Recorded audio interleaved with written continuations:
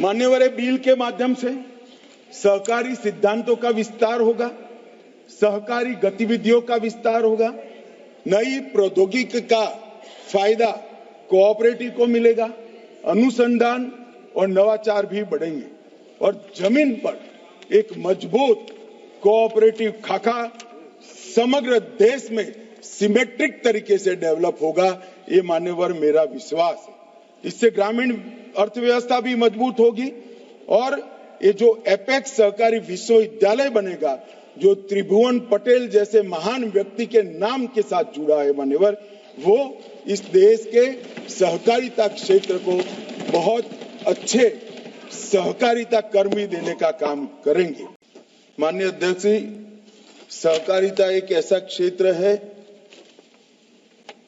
जो देश में एक प्रकार से हर परिवार को छूता है। हर गांव में कोई न कोई ऐसी इकाई है जो सहकारिता के माध्यम से कृषि विकास, ग्रामीण विकास और स्वरोजगारी के काम के अंदर जुटी हुई है, देश के विकास के अंदर योगदान करती है। और ये जो विधेयक है, ये आपके माध्यम से पारित होने के बाद इससे ग्रामीण अर्थव्यवस्था सशक्त होगी, स्वरोजगार और छोटी उद्यमिता इसका विकास होगा, सामाजिक समावेशन भी बढ़ेगा और नवाचार और अनुसंधान में भी कई नए मानांक गढ़ने के लिए मौके उपलब्ध होंगे। और एक प्रकार से सहकारिता की भावना से युक्त और आधुनिक शिक्षा से लैस एक नया सहकारी नेतृत्व, कोऑपरेटिव लीडरशिप पूरे देश को प्राप्त होगी। मान्यवर, इस विधेयक में सोसाइटी पंजीकरण अधिनियम 1860 के तहत इसको पंजीकृत किया जाएगा। हब एंड स्पोक मॉडल पर ये चलेगा।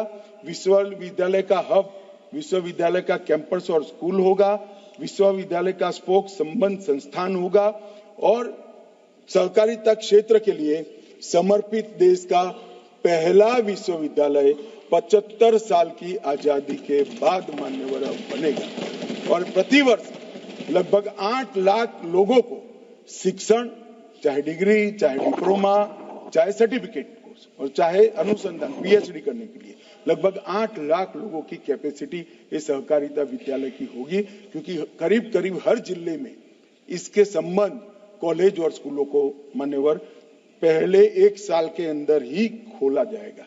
इसके अंदर दौरान 10वीं और 12वीं पास लोगों के लिए भी कोर्स होंगे, इंजीनियरिंग के बच्चों के लिए भी कोर्स होंगे, चार्टर्ड अकाउंटेंट के लिए भी कोऑपरेटिव बैंकिंग के कोर्स होंगे, टेक्नोलॉजी के छात्र जो इंजीनियर बन के आए हैं इनको कोऑपरेटिव की टेक्नोलॉजी की रिक्वायरमेंट जैसे डेयरी है और बाकी सारी चीजें हैं, इस सब के लिए दरियाई संपदा का प्रोसेसिंग, इस प्रकार की कई चीजें हैं, इसके लिए भी अनुकूल कोर्स होंगे। बड़े पैमाने पर ई लर्निंग प्लेटफॉर्म और स्वयं जो प्रधानमंत्री जी का एक इनिशिएटिव है, इसके माध्यम से हम आज के बढ़ेंगे। राष्ट्रीय शिक्षा नीति के अनुरूप लचीली प्रवेश और निकास प्रणाली भी एक मल्टी डिसिप्लिनरी पाठ्यक्रम के साथ काम करेगी। कोऑपरेटिव के साथ बच्चा बहुत सारा पढ़ पाएगा और मान्यवर जब ये 8 लाख लोग प्रति साल या तो सर्टिफिकेट या तो डिप्लोमा या तो डिग्री लेकर निकलेंगे, मुझे विश्वास है एक नए रक्त का संचार कोऑपरेटिव मूवमेंट में होगा और हमने जो खाका बनाया है मान्यवर, वो खाका भी मजबूत होगा और सिमेट्रिक सहकारी स्ट्रक्चर का निर्माण होगा। मान्यवर, मोदी जी ने जो नारा दिया है सहकार से समृद्धि, ये सिर्फ नारा नहीं है, इसको जमीन पर उतारने के लिए 3.5 साल में सहकारिता मंत्रालय ने दिन रात एक करे और मान्यवर आने वाले दिनों के अंदर कुछ ही महीनों में कोऑपरेटिव बेसिस पर ओला, उबर जैसी एक बहुत बड़ी कोऑपरेटिव सहकार टैक्सी आने वाली है, जो 2 व्हीलर की टैक्सी का भी रजिस्ट्रेशन करेगी, जो रिक्शा का भी रजिस्ट्रेशन करेगी और 4 व्हीलर का भी करेगी और उसका मुनाफा किसी धन्ना सेठों के हाथ में नहीं जाएगा मान्यवर, वो ड्राइवर के पास जाएगा। इस प्रकार की हम कोऑपरेटिव लेकर आ रहे हैं। सालों से मान्यवर, मैं कहूंगा ये फिर से रुक जाएंगे। कांग्रेस के शासन में पैक्स को इनकम टैक्स में बड़ा अन्याय होता था। सहकारी समितियों पर आयकर पर अधिभार 12% से कम कर 7% किया। मैट को 18.5% से कम कर 15% किया और धारा 269 एसटी के तहत 2 लाख से कम लेन देन पर आयकर जुर्माने से छुट्टी दी गई और उनका वह निर्माण करने वाली सहकारी समितियों का दर 30% से घटाकर 15% कर दिया।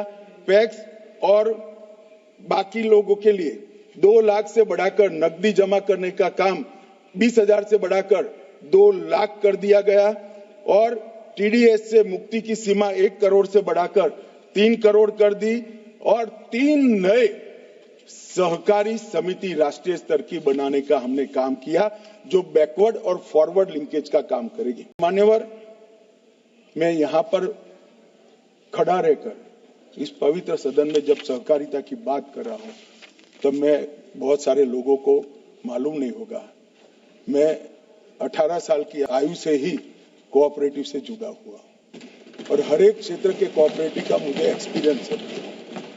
इसकी कमियों का भी मैंने खुद झेला है और उसकी खूबियों का आनंद भी मैंने लिया है। कमियां बंद कर खूबियां बढ़ाकर एक समृद्ध ग्रामीण भारत की नींव नरेंद्र मोदी जी डालना चाहते हैं।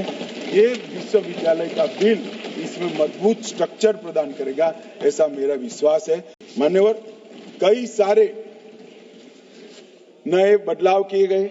सहकारी क्षेत्र में समस्त धन का प्रवाह, कोऑपरेटिव प्रवाह, सहकारी बैंकों को जोड़ने के लिए हमने गुजरात के पंचमहाल और बनासकांठा जिले में कोऑपरेशन अमॉन्ग्स कोऑपरेटिव, हर सहकारी संस्था का अकाउंट कोऑपरेटिव बैंक में होगा और जो सहकारी समिति का जो सदस्य होगा उसका भी अकाउंट कोऑपरेटिव बैंक में होगा। मान्यवर, मेरा भी अकाउंट कोऑपरेटिव बैंक में मैंने कर लिया और ये आंदोलन के कारण गुजरात के बैंकों के अंदर लगभग 8 लाख करोड़ रुपए का डिपॉजिट की बढ़ोतरी हुई है। मैंने भारतीय जैविक सहकारी बीज लिमिटेड, इसके माध्यम से जो ऑर्गेनिक प्रोडक्ट किसान उत्पादित करता है, इसको खरीद कर इसका टेस्टिंग कर भारत ब्रांड के विश्वसनीय ब्रांड नेम देकर पैकेजिंग कर आज बाजार में बेचा जाता है।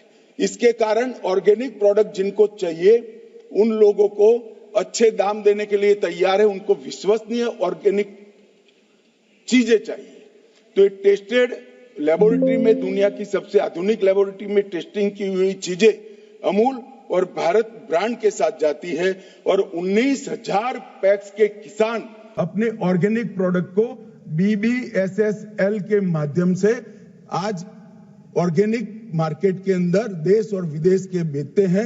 इसकी टेस्टिंग की कंप्लीट व्यवस्था हुई है और टेस्टेड मटेरियल एक भारत ब्रांड के साथ जाता है। मान्यवर, कोई भी यूनिवर्सिटी का नाम बनाएंगे तो एक ही व्यक्ति के नाम से रहेगा, कभी व्यक्तियों के समूह के नाम से यूनिवर्सिटियां बनती है क्या?